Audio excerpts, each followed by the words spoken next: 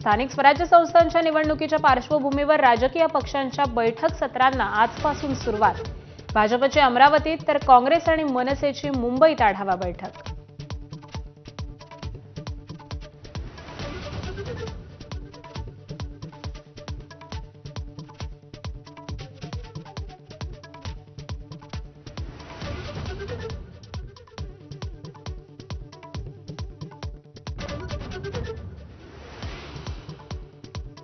ठाणे महापालिकेच्या गलथान कारभाराविरोधात आज ठाकरेंची शिवसेना आणि मनसेचा एकत्रित मोर्चा।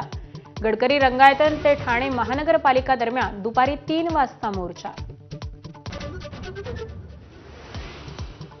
छत्रपती संभाजीनगरमध्ये शिवसेनेचे 2 आमदार अजूनही आपणच मोठा भाऊ असल्याचा भाजपचा दावा, तर सन्मानजनक जागा न मिळाल्यास वेगळा विचार करणार अजित पवारांच्या राष्ट्रवादीचा इशारा।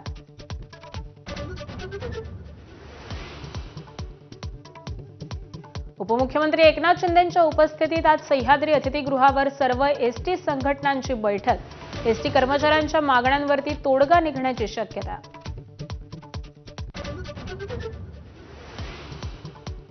बिहार विधानसभा निवडणुकीसाठी एनडीएचं जागा वाटप निश्चित। भाजप जेडीयू प्रत्येकी 101 जागा लढवणार, तर 6 जागा मिळवल्यानं जिंतन मांझी नाराज। पाटण्यात आज एनडीएची पत्रकार परिषद।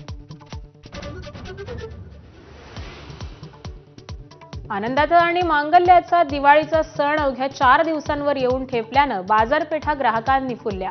कंदील, पणत्या आणि सजावटीचं साहित्य घेण्यासाठी ग्राहकांची ऑनलाईनपेक्षा बाजारपेठांना पसंती।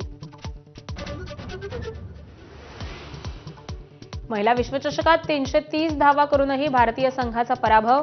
ऑस्ट्रेलियाचा 3 विकेट्सनं रोमहर्षक विजय। विश्वचषकात भारताचा सलग दुसरा पराभव।